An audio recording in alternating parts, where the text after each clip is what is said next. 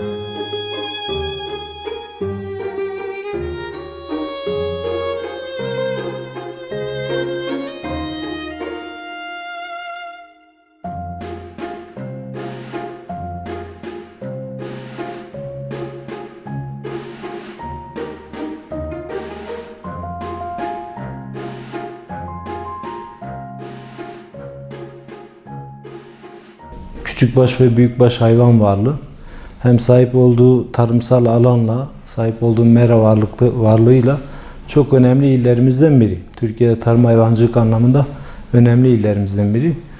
410 bin büyükbaş hayvanımız, 1 milyon 400 bin küçükbaş hayvanımız, yine 542 bin hektar mera varlığımızla bölgenin önemli tarımsal üretim yapan illerinden biriyiz. Yaklaşık olarak 50 bin civarında çiftçimiz var. Hem hayvancılık yapan yetiştiricimiz hem de tarımla ilgilenen çiftçimiz var. Tabii toplam 3,5 milyon dekar tarım arazimiz var. İşlenen tarım arazimiz. Bu 3,5 milyon dekarın içinde de özellikle pancar üretimi noktasında önemli illerden biriyiz. 2021 yılı itibariyle 71 bin dekar alanda toplamda 300 bin ton pancar üretimimiz oldu. Cumhurbaşkanımızın pancarla ilgili ton başına verilen ücreti 2020'den 2021'e %25 civarında artışla çiftçiye duyurması ve devamında bu bölge özelinde de %10 prim şeklinde bir desteğin verilmesi özellikle bölgemizde, ilimizde pancar ekiliş alanlarının artışına sebep oldu.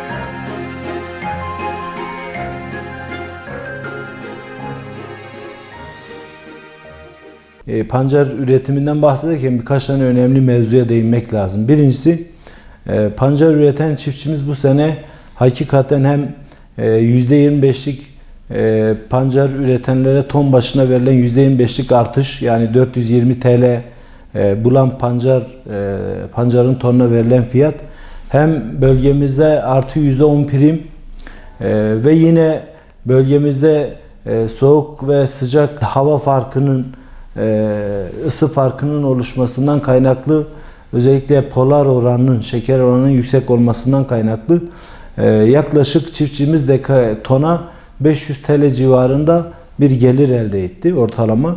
Dolayısıyla bizim bölgede pancar ekilişi yapan çiftçimiz diğer illere, diğer bölgelere göre daha avantajlı, daha fazla pancardan gelir elde etti. Diğer bir önemi de özellikle ifade ettiğim gibi hayvancılığın böyle yoğun yapıldığı, 2 milyon civarında büyükbaş ve küçükbaş hayvan varlığına sahip bir ilde hayvancılığın girdisini azaltmak amacıyla özellikle pancarın posası, biliyorsunuz, malumunuz bizim ilde hayvancılığın girdisi noktası çok kullanılıyor. Yine pancar üretiminde özellikle sadece üretici çiftçi değil, yani sadece çiftçi kazanmıyor. Beraberinde nakliyecisi, aracısı, onun dışında birçok sektör, yani bununla birlikte, pancarla birlikte birçok sektör de kazanıyor. Tarım Park diye bir proje yaptık. Bu kapsamda özellikle çiftçimizin ihtiyaç duyacağı makine ekipmanlar tedarik ettik. Bu makine ekipmanları çiftçimizin kullanımına sunduk. Normalde vatandaş bu makineyi dışarıdan temin etse, söküm makinesini pancarı sökmek için temin etse örneğin günde 200 lira, 250 lira kendisine bir maliyeti var. Biz sadece amortisman giderini karşılama şeklinde günlük 20 liraya, 30 liraya olur ki makinalarda bir arıza olur. Bunun giderimi için aldığımız ücretle günde 20-30 lira TL gibi çok küçük bir ücretle yetiştiricimizin hizmetine sunduk.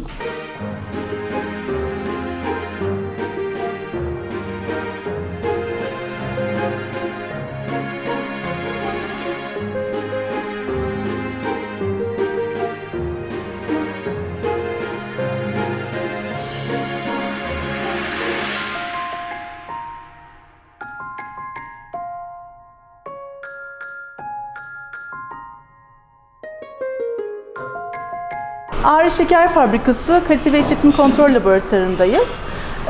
Burada biz ham maddemiz olan pancarın içeri alışından itibaren bütün analizlerini yapıyoruz ve aşama aşama takip ediyoruz. Bütün şerbetlerimizi, lapalarımızı, bütün üretim aşamaları takip ediyoruz.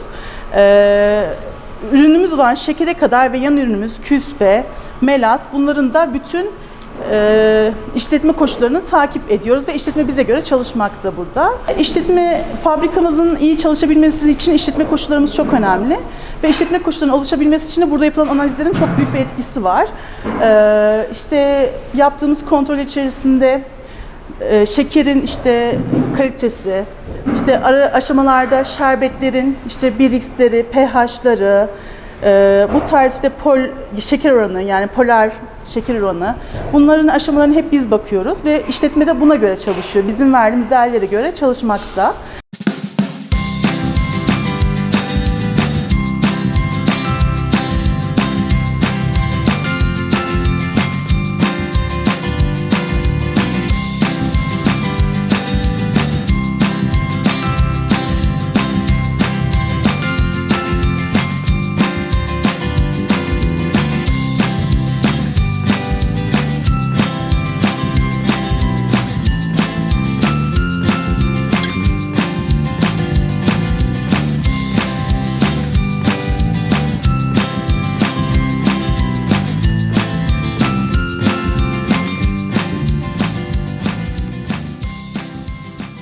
Ağrı Şeker Fabrikası sadece Ağrı'ya değil, Muş'a bağlı Malazgirt ilçemize de önemli katkı sağlıyor.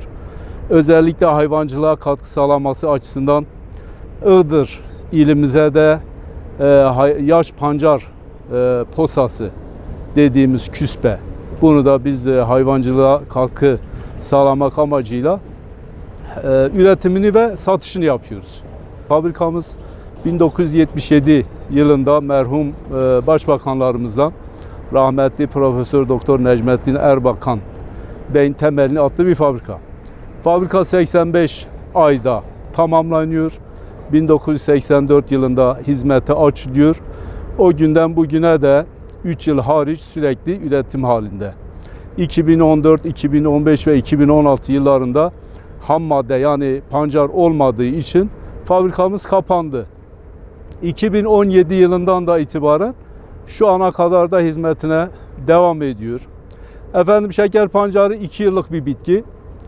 İlk yıl yaprak, dal, gövde oluşturuyor. İkinci yılda tohuma kalkıyor. Biz birinci yıldaki şeker pancarından faydalanıyoruz. Bunun yetiştirilmesi yaklaşık 165 ile 220 gün arasında oluyor.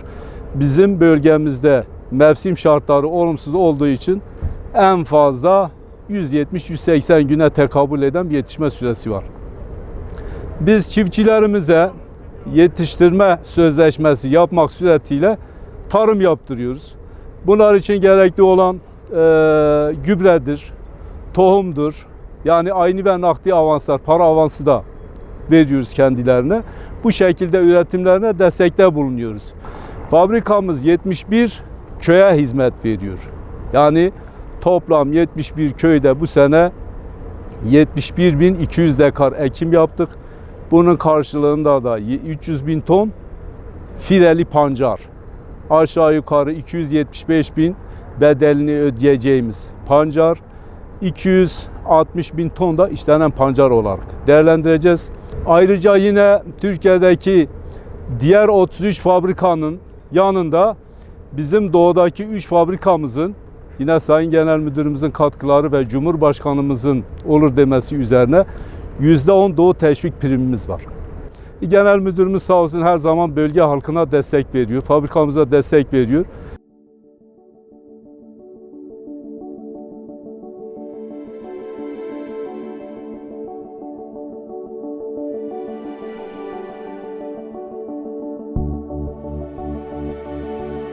Pancar kökünde %75 su, %25 de katı madde var.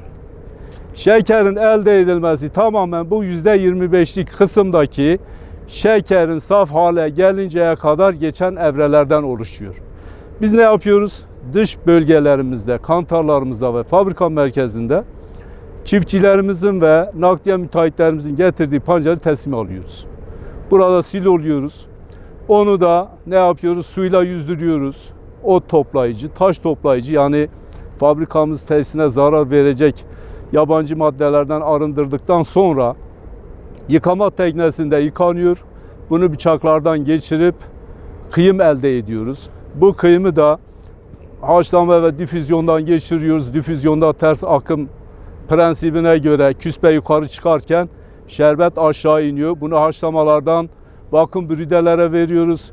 Kireçlemelerimize tabi tutuyoruz. Daha sonra bu kireçlediğimiz ham şerbeti de biz karbondioksit vasıtasıyla çökeltiyoruz. Belli bir orana ulaştıktan sonra, yani %50-65 oranda katılaşıyor, 1x elde ediliyor ham şerbet. Bunu da biz vakumlarımıza gönderiyoruz. Basınç altında, yüksek sıcaklıkta yanmadan biz bunu işliyoruz. Santrifüjlerden geçirdikten sonra tabii birkaç evreden itibaren en sonunda son ürün olarak melas elde ediliyor. Difüzyondan sonra dedik ters kademe vasıtasıyla küspeyi de helezonlardan biz ne yapıyoruz? Transport vasıtasıyla dışarı atıyoruz. Küspe çukurunda gerek dökme olarak, bir kısmı da paket olarak ne yapılıyor? Vatandaşımızın hizmetine veriliyor. Oluşan şekeri de biz yine paketleme suretiyle ambarlarımıza gönderiyoruz. Ambarlarımızdan da vatandaşlarımızın sofrasına gönderiyoruz. Şeker pancarının birkaç katkısı var. Sadece ekonomik olarak değil, tarla ziraatının gelişmesi olsun. Zaten Türkiye'de şeker pancarı, yani şeker sanayi vasıtasıyla modern tarıma geçilmiş. Tarımda çapanın kullanılması, çapa bitkilerinin yaygınlaşması, sulamanın kullanılması, bütün modernizasyonlar Türk şeker vasıtasıyla olmuş. Bunun yanında hayvancılığın gelişmesine katkıda bulunmuş. Bunun yanında esnafımızın, sanayi sektörünün gelişmesine katkıda bulunmuş. Biz geçen yıl Türk şeker olarak 193 milyon Türk lirası gibi bir katma değer sağlamışız. Nasip olursa bu sene bu 200 milyonun üzerine çıkacak.